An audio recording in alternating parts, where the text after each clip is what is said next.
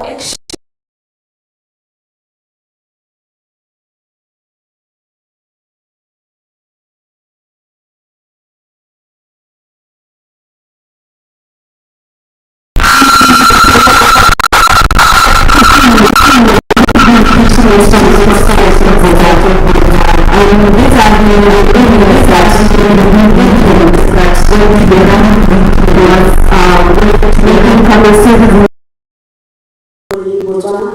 But then again, comes to us players,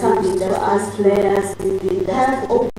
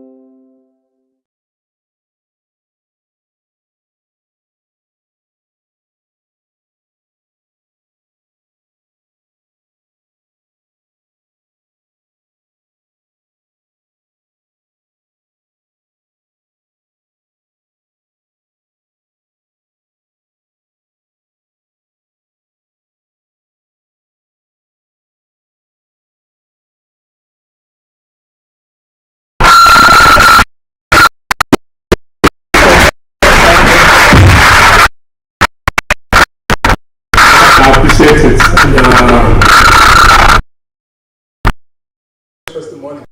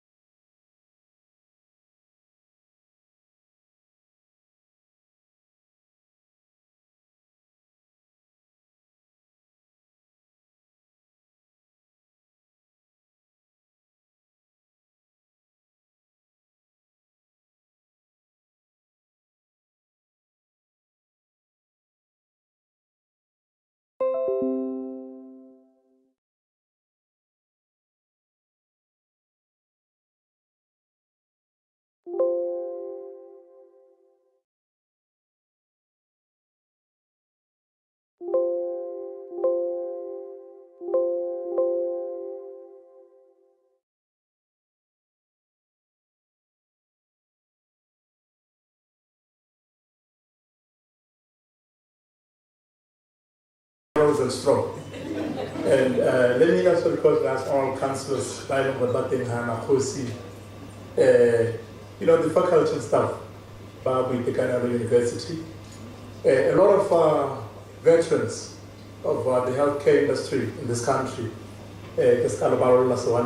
also comrade president from one of our most important stakeholders, but also a stakeholder that holds us quite accountable, president from the union.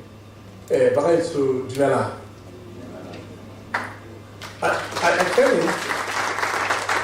I came in with prepared remarks, but I will be forced to sort of slightly deviate from those. So those who are from the Ministry of Health should not kill me for moving away from it. So I think the first thing that I must mention is we are not going to fail. Well, at least we are not going to fail. And we haven't come here to fail. We have come in here because of inefficiencies and possibly systems that have not worked. And our new Bible is the Botswana Economic Transformation Plan. So if you go into the pharmaceutical industry, that should be the new Bible that I could go through. And I must mention that when you become minister, all acts and policies and strategies are packaged and brought to you. So I graciously appreciate that you think we should read it. We do have it and we are reading it, and we'll keep engaging. So I think you should get in touch with Tato so that he can set up for you to come in so we can have conversations. Because I notice, quite importantly, that the pharmaceutical, or rather the pharmacy industry has a lot to say to us, and probably you have not had the time opportunity to come and say it. So I think it's important that we give you the time to come and tell us what you want to tell us.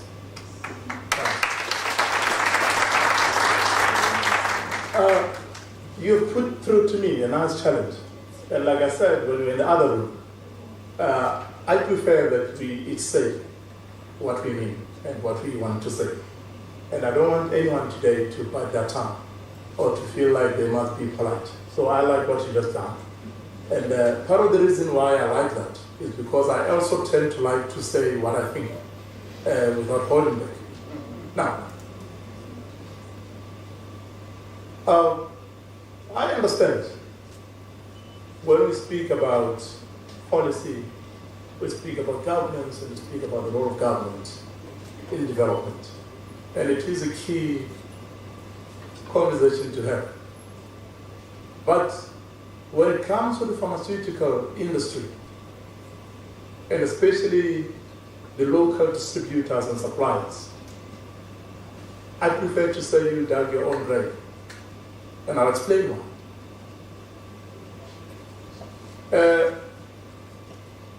You can say, in theory, phase one or stage one of developing a pharmaceutical industry is to have packaging industries that are just value adding. And that is true, in theory.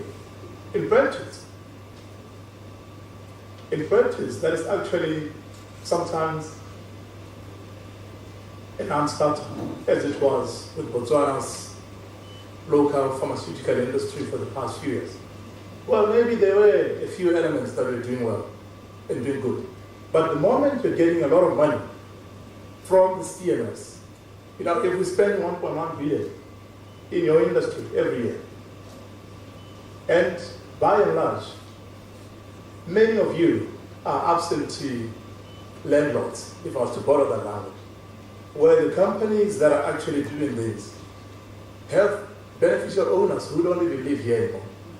And most of the money go to maybe a big four or so guys who are supplying all of you with everything. And the pricing that we're also paying as a government, you talked about price and cost earlier on, Skumbuzo. But we were not having an investment in pharmaceuticals, and we were not being set up to actually be more resilient into the future. What was happening is a lot of investment that government was putting in was being taken and being reinvested somewhere else and not in the pharmaceutical industry. You're getting money from the pharmaceutical industry, you're buying very luxurious goods, and investing in condominiums and real estate offshore, and a whole lot of other things. We're not really investing into the industry. So the assumption that phase one is us having suppliers who are giving money is actually based on a second assumption, that the money that they're getting, they're reinvesting in the same industry and in the same structures that we're looking at.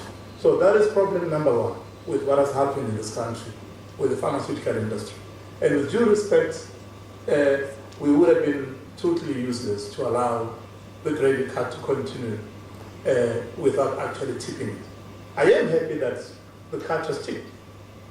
And I know I may be misinterpreted when I say this. I am not saying I'm happy that we have shortages. I am saying I am happy that we are changing the way things have been happening. The way things had happened, we were going to go on for another 20 years, 10 years, and we'll still be in the same place where we started. What is changing? Where are we headed? The first thing that is happening, as you would have picked it from the budget speech, is that we are restructuring the CMS. We are moving it from a tightly controlled government entity into more or less a state-owned enterprise, like an SOE, that can actually operate with a bit of autonomy. That is the first thing that we're doing, and we should do. And the second thing that we are doing is we are actually going to move government away from providing certain services. There's a lot of rot that you must acknowledge, that we must acknowledge, that has happened in a system where we are paying for more than we need. We've made a decision and we're implementing it, where what is going to happen in this financial year is, instead of us stockpiling reagents and buying test kits and viral load kits and everything else, we're going to get to a point where we are going to work with you as vendors. You are going to come in and place your machines, you buy your own reagents and we'll pay per use and the right price. So we're going to look into this thing and we're going to do it differently. So where we are not going to go with what has been happening. The unfortunate bit is that, as with any change that you bring, there's going to be a lot of problems. There's going to be instances where things are not going as well as you would have wanted them to go, but we are going to fix it. We are not going to continue with the system as it was. We're going to fix it. At a very high level also, the next thing that we're looking into is the national health insurance. We're just going to equalize everything for everyone. So when you look at the budget that we've presented, I'd want you to look at those as the key initiatives that we are undertaking, as the things that you can say are not business as usual. We understand the pain in a lot of what is happening in the country. And I mean, one thing you must not forget is a lot of us are rural boys and girls. We basically come from the same communities. I personally don't have medical aid. I don't quite care what people think when I say that. But I don't have it because I thought I am going to be a Minister of Health who will actually utilize the public health care system so that I can also feel the pain that comes with actually having a system that sometimes does not work. But we are in trouble. So I know that the trend is to look at us and say they're privileged, so they must be having fun. No, there's no fun in what is happening. Now, supply chain issues that have happened. People say, yeah, it's not a money problem. It is a money problem. It is a money problem because no one can come to me and say, you overspent, and because you've overspent, you're in trouble. We are in trouble because the budgetary provision we had, the guys at finance were not quite able to raise enough funding because of the economic structure that you all have been adequately briefed about. So we have had a challenge where, even if you may have sometimes the figures on paper, you ultimately need to raise the money, isn't it? A budget is a forecast. Government sits and says, we anticipate that over the next year, we will collect from taxes, from levies, from mineral rents, and all these things, this much money. And on the basis of what we expect we'll collect over the financial year, we will then split the money in this way. So we've had a problem in the sense that we were then not able to collect as much as we had projected or had wanted to actually collect. When we can't collect enough, what does it mean for pharmaceuticals? It then also means, because we don't have the luxury that maybe others in the past had. In the past, you could go back to Parliament and ask for a supplementary budget, get more money, go plow it in. Given what is happening, we then experience cuts instead of opportunity to go and supplement the budget. So the big problem, the real reason why we have a bit of a crisis, maybe it's not something that has started now. I like what you said about it not starting now, but the fiscal condition of the country made it worse. So we then had a problem as a result of that. Now, where are we headed? And I think this is the conversation I want to have with yourselves. The budget that we have operationalizes the Botswana Economic Transformation Plan, right? In the Botswana Economic Transformation Plan, our vision is that over the next 5 years, we should have pharmaceutical industries taking shape or taking roots in the country. We are not saying we are going to set up factories as government over the next 5 years. We are saying people who are serious about production of pharmaceuticals, not entrepreneurs, there we will disagree. People who are serious about investing in manufacturing of products in the country are going to get preferential treatment and assistance. In so doing, the direction is very clear. And I know that people don't like it when it's said, but it actually works for you. The direction is clear.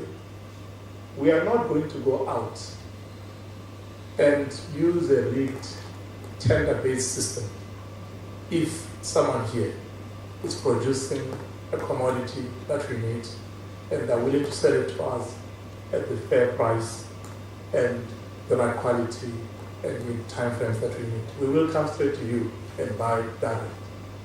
That's what will happen.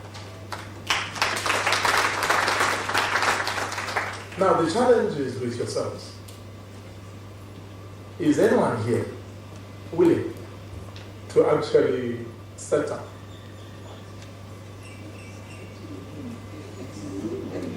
Yes. If you are willing to set up, Skumbuzo, I can guarantee that you will get a document from us in the form of an off-take agreement where we say to you, if you're going to set up here, we will buy from you. And we don't want what has happened before, where, sometimes we may blame the previous government, but sometimes we must tell the truth. They had a good strategy to say local preference scheme, right? Which meant if you're producing or you're manufacturing locally, you may charge, I think, up to 8 or so percent above those that are from outside, and we won't say we can't give you because you're more expensive. What did we do? We self-sabotaged. What we did is we pretended to be manufacturing. We did the bare minimum of packaging. Even the blisters that you put in tablets in, you decided to go get everything everywhere, as it is. And then you can come in and hire 10, 15 people seasonally and pay them 2,000, 1,000, and then for 3 months they work, then they go. And then why not? You take hundreds of millions from the system, which you then don't plow back into your firm or into your factory. So that is where the problem is. So that we are not going to support. But anyone who is actually serious and with intent to set up here you can hold me to it. I say this in my capacity as minister.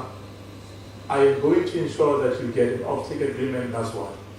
The second thing that I will do personally is I will call our brothers and sisters who are fellow ministers in the region and say to them, we have a company that is set up in Botswana, please buy from them because we don't have the same commodity in your country. That I will do, that we will do. How do I know it's possible? I know it's possible because we are moving towards pool procurement, like they've said. And pool procurement is a mechanism that we are using under Africa CDC, or the Africa Center for Disease Control, so that we can stimulate nascent production of pharmaceuticals in the country. We do regular meetings looking into it. And the agenda is simple. I met him in Algiers, as I'm saying. The agenda is simple. And I'm a national security expert, by the way, so I loved it when we spoke about national security and healthcare. The agenda, the African agenda, is to be in a position where we can produce the pharmaceuticals that we need, so that in future, whatever happens with the world, we are still able to have our own vaccines and our pharmaceuticals without having to pay through the nose and without having to vaccinate our people last when everybody else has been doing it way before. So that is the high-level agenda for the continent and for us here. But for that to happen, Africans must also learn to be accountable. I hope you can allow me to say, you must also learn to be accountable. There's a trend where you want to hold your governments accountable, but at the earliest given opportunity, you will steal money, you will cut corners, you will cheat yourselves. So the problem is not just us. We do the same, right? But you are also doing it.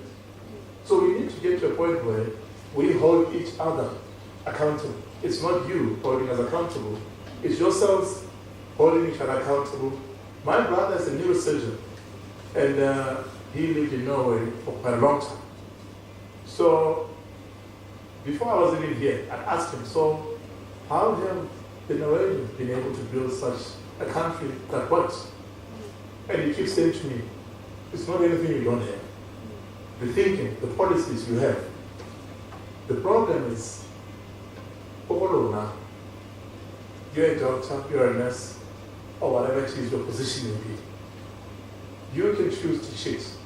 You can choose to sleep during working hours. You can choose to attend to more patients or fewer patients than you should be attending to. I'm giving an example of healthcare because that's where we are now. This is not to say they're doing that. So, but in the Norwegian system, it's not even the boss that tells you you're killing us. It is your peers, it is your colleagues who will drive you, who will actually say to you, we can't be doing that. So we need to develop a culture where at our own level, we're able to each say to the other person, no, you can't do that. We need to come to a point where if we have these industries that want us to support, and I'm moving to somewhere as I close, we need to get to a point where we are no longer thinking government has a duty to provide for us, even as businesses. Businesses need to also get to a point where they say, is the regulatory environment okay for me to actually function without paying a bribe? Is the regulatory environment such that I'm able to raise capital and do business? Is the regulatory environment such that there are antitrust laws that will stop any cartels and monopolies from kicking me out of business if I can do this? So this is where we need to be headed towards. And part of the reason is because you can see the country is in a position where it is no longer swimming in diamond pools. We are now going to be in a position where we all need a lot of private money to come in and be in a position where it invests to create value. And you can shout at us and say, the environment is not conducive, I can't get money. The environment is not conducive. You are not trying to help us open markets. The environment that you have is not helping us manufacture for the region, because that is also the other excuse where we keep saying, no, but 2.5, you don't manufacture almost one of the. Of course, you manufacture here, and then you sell to Zambia, you sell to Angola, you sell to Namibia, to Eswatini. The same way that Skumbuzo manufactures in South Africa and is able to sell into the region. So it is not like the big economies, the big numbers, with the economies of scale are the only ones who can export. In actual fact, because our population is smaller, we should be much more focused on getting into the region. So the next conversation that I'm having, I want to be in a position where someone is shouting at me to say, look, we've stepped up, and you are failing to help us penetrate the regional market. You are failing to get the CDC to actually buy from us. So that is the conversation we should be having. But I know it's not easy. When I say this, it's not because I think it's easy to settle, but it is because I know, as per the statistics that you provided, just about every year, we have maybe 1.1, 1.2 billion kula purchasing power in the local pharmaceutical industry. So that says to you, there is some value in that, and there are niche areas that we can actually fund. As Kumbuzo has spoken about, the partnerships that we can create with companies and entities that are actually able to produce active pharmaceutical ingredients and biosimilars, so that we can ultimately. But it will not happen if we are going to just want to package at a superficial level. So superficial packaging is a no, I'm sorry. But purposeful backward integration and value addition, we will listen, we will help. In the meantime, we are going to be buying pharmaceutical products from whoever sells to us at the right price and at the right quality, until we have conversations with people who are willing to develop and do what they need to do. And it is not out of mahacha. It is because we can't afford to continue to spend what we have been spending in a sector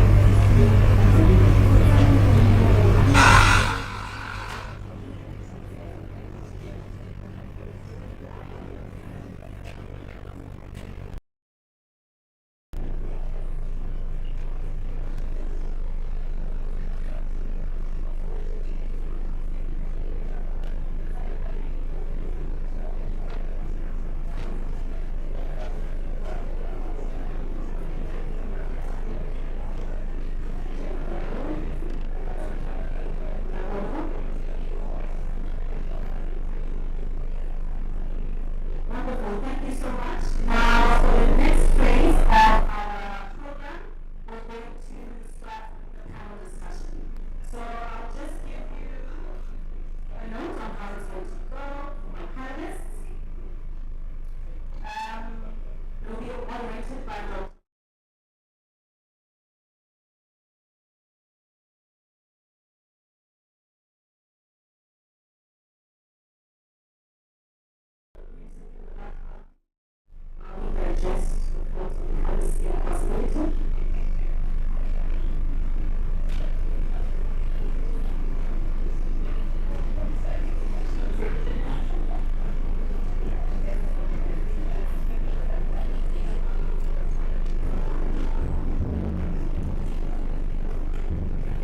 Because I need our break, so 5 minutes, I will call you back in. This is now for my advice.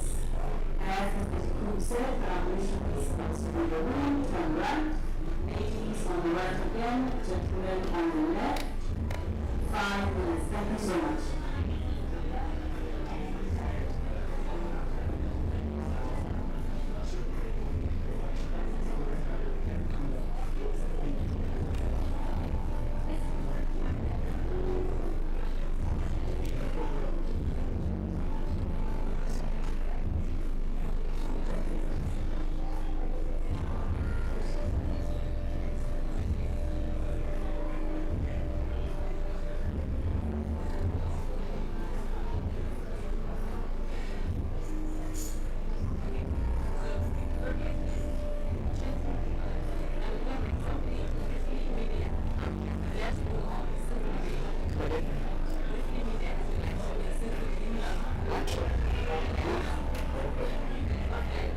Someone is staying from the beginning. Kurang aku una stream kayak kau pun. Boleh kan awak kau isa pun.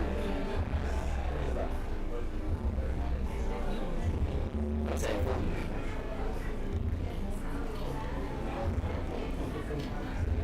Saya.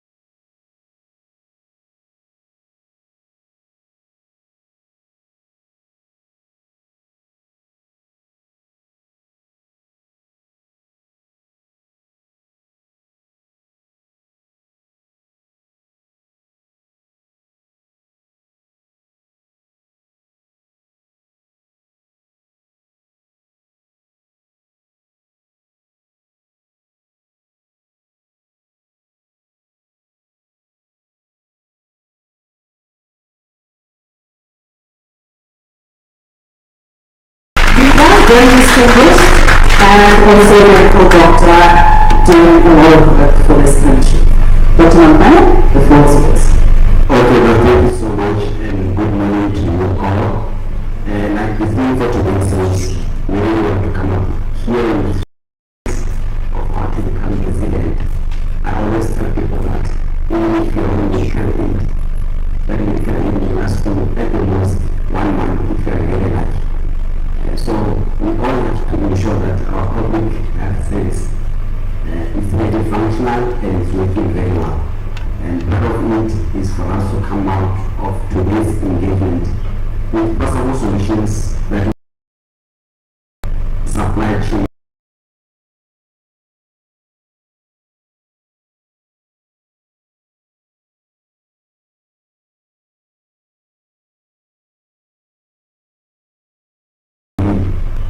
and administrative need.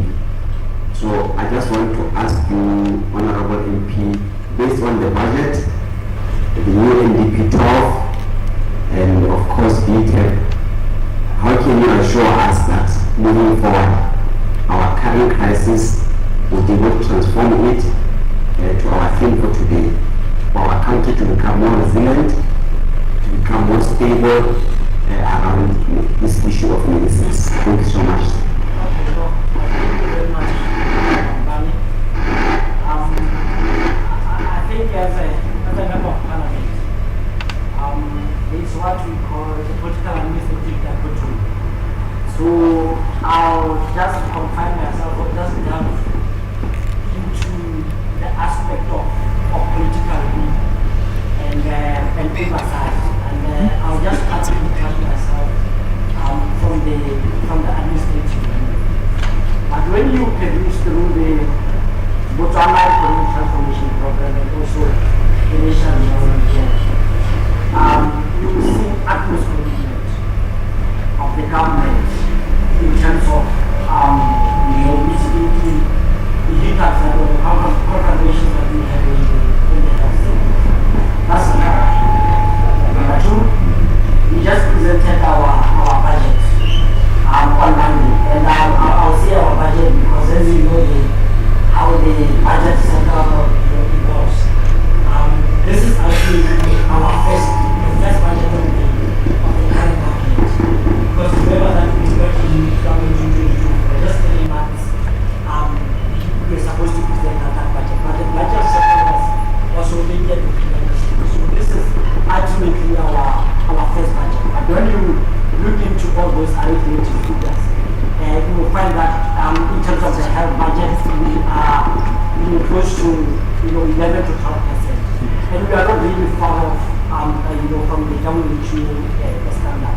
So I'll say in terms of the political will, we are really committed. But let's delve now. I'll just make an illustration of the public policy making process.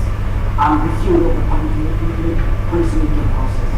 There's the formulation stage, which is the agenda setting, the design of the policy and all that. Then there's what we call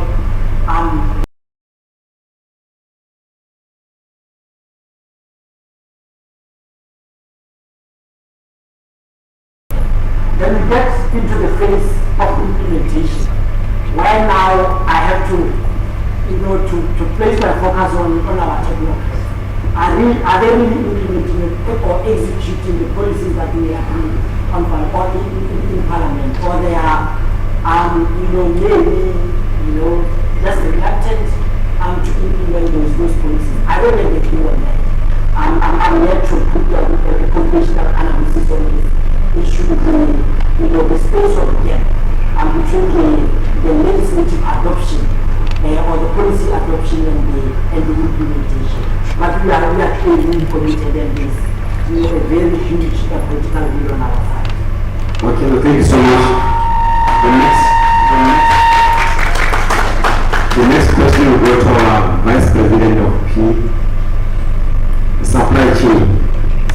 We have heard the Minister crying around this issue of pricing. How can we resolve this issue of pricing so that our ministers, or at least Minister of Health, don't look at, especially actually local suppliers in that framework.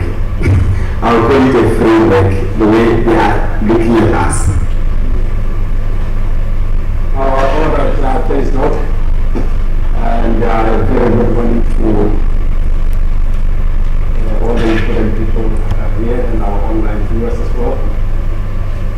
It is what you said. I think for the first time in a very long time, myself coming from the pharmacy industry, we tend to actually agree with the politician. It is not actually common. It is not popular.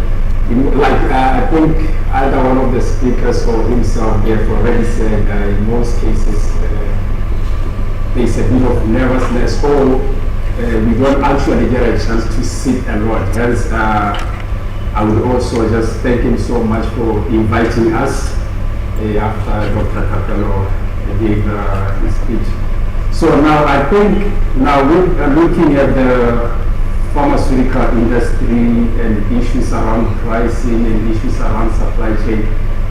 They are rather a complex issue. I always say that. You cannot actually look at them from just a single angle or from a single perspective. I'm sure if we actually brought our local suppliers to actually speak for themselves, they will also give a very good they will actually give a very good defense in terms of pricing. In any case, there has been abuse. Being from that industry, I agree that there has been abuse where government was trying to assist in the past. And I guess like everybody has been saying, and the speakers have been saying, the remedy to all this would be to set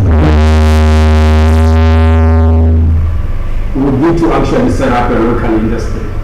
So that would be the essential remedy.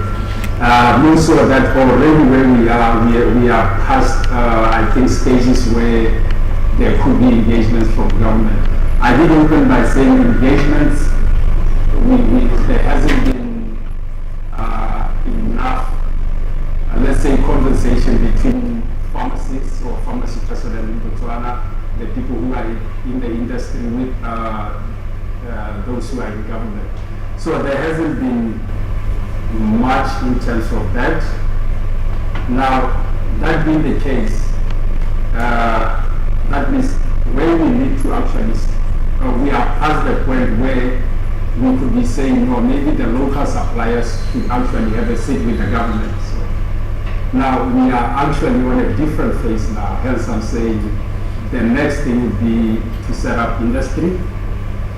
And more so that we are looking at issues of sustainability, we are looking at the future, we are also looking at just growth and development as a country, and we are also looking at issues of being self-reliant. So yes, definitely, I think setting up locally would be the very next thing. We should also now give us a breather in terms of pricing and cost. Since you have managed to do in South Africa, setting up and your company has survived for this long, what lessons have you learned and what can you share with us here, especially that this room is full of pharmacists. I saw one guy also that I know is a supplier of some of our local things here. So what can you really share with them? Like I said, we are here today to try to come up with solutions for our country to become more resilient. So what will be your lessons from you setting up to the point where the families of Africa is trusting in you, not only South Africa, but I understand they're also being able to supply to other countries. So how have you really managed to navigate this complex industry? I think to be able to survive in this industry, there are a couple of things that need to be there. Right? You need obviously the people. You need the people, you need the funding, you need the science, the products, the technology, and then you need access to markets, right? I think these are the 4 key things. A friend of mine would say men, money, markets, and materials, right? If you don't have that, then I'm stuck. Of all those things, one of the most critical enablers is the regulatory regime. If you have a regulatory regime that's predictable, that's transparent, it helps, because whatever products I have, I can get them registered, I can get them into the markets, and of course, it leads me to that second point that unless you have a guaranteed access to market, and I use the word guarantee deliberately, it becomes very difficult to compete, because ultimately it's a game of volumes and price, right? To be able to compete, your prices have to be reasonable. We understand there have to be local preferences for local entities. For example, in South Africa, we have other preferences, looking at your B score, whether you're a local producer or not, right? And ultimately, even if you're slightly more expensive, that enables you to come in. So that's the key thing, access to markets. But if you don't have access to markets, it's going to be very difficult, because ultimately, whoever is investing in your entity wants a return. If you're going to borrow money from banks, whatever, there are loans and obligations that need to be repaid. And if you're not accessing markets, you're not selling, you're not profitable, you're not going to be able to do that. I mentioned the issue of people. Having the right people and the right team is absolutely crucial. It's your source of competitiveness. If you don't have the right people, the right strategy, it becomes almost impossible to crack it in this industry, because your competitor is not just the guy next door. You're competing with giants from Asia, from Europe, this, that. So you need to have some source of competitive advantage, and people certainly can give you that. The relationships in the market, the knowledge of the local market, the knowledge of the regulatory system. Because ultimately, a company sitting in China or Europe, whatever, that wants to enter the market, you can then use that as a value proposition and say, hey, I'll give you an investment like entry into our market. If you give me a product, I have the know-how, the know-who, and I'll be able to bring the products into the market. It's a win-win situation. You get products, you get access to technology, they get access to a new market, and as we said, over time, then you start looking at integrating backwards, packaging, formulation, and all of that. So it's a whole startup, crucial. Okay, no, thank you so much, Doc. I'm now going to come to you from a regulatory perspective. What can the country learn from WHO, at least with the experience of having really helped other countries in Africa to ensure that they are able to become sustainable and stable? So what lessons can we learn from a regulatory perspective that can enable our industry to start to thrive? Yeah, thank you. So thank you very much. Can you hear me? Okay. So thank you very much, moderator. Certainly from WHO point of view, there's a lot of lessons that Botswana can learn from the regulatory point of view. But just to say, one, from regional and global, there is a very powerful momentum of self-pharmaceutical manufacturing in many of the countries. And there is in the WHO, we have put together, we're working very closely with many partners to put together a very health framework to support countries actually to go that route. And I think you heard from the Honorable Minister's speech, also the vision for Botswana in terms of manufacturing. But just to dive into the regulatory mechanisms, particularly the national medicines regulation mechanism, because it's one of the really very important pillar in terms of manufacturing as well. Because you need to make sure that your products meet the international standards. They are safe for the population, but also they meet the international standards. And for us as a WHO, to have a global benchmarking tool, which we are really using to support all the member states to make sure really they meet the requirements within that tool.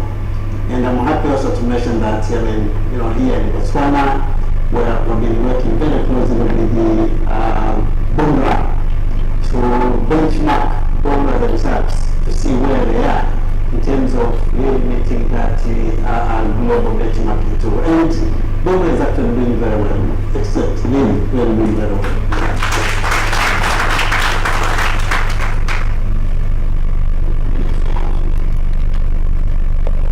Thank you so much. I'll go to Zambia. So let's now learn from Zambia. And of course from Zambia, that is the global perspective. How do we move forward from this learning, having listened to what was said by Kapero and the minister? How can we try to marry the two from your experience?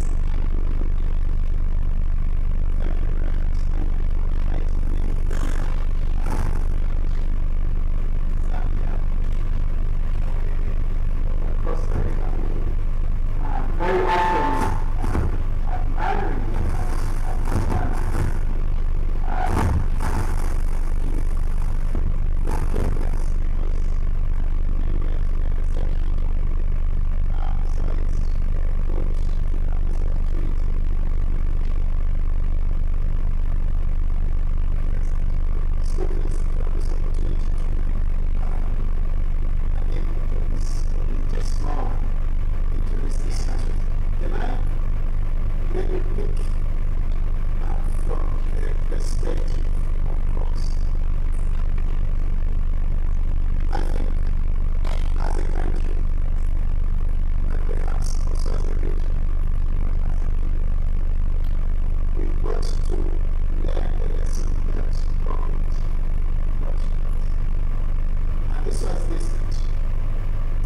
unless we provide for ourselves, we are insecure.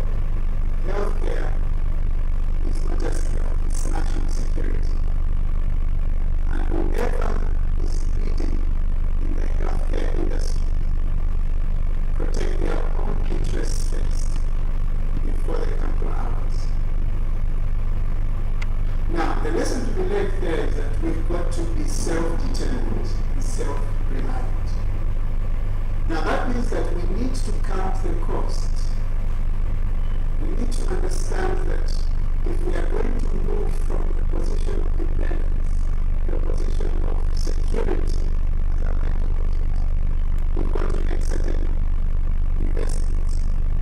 And that means that we look at costs a little bit differently from just the price as was being said earlier. We look at costs a little bit differently. We look beyond the price to the full cost of what it's going to take for us to be secure and healthy.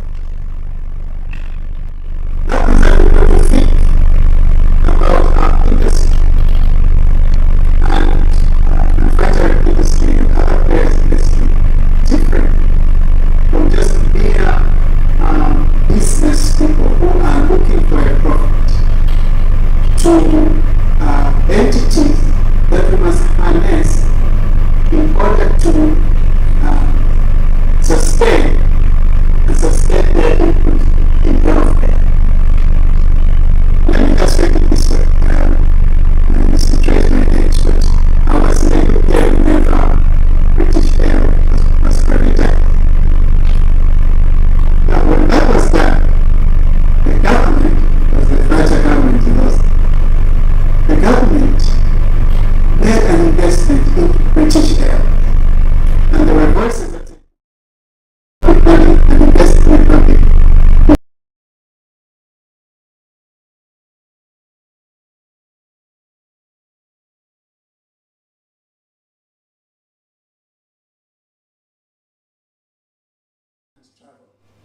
And this was not a luxury that could be left to the wiles of the private sector.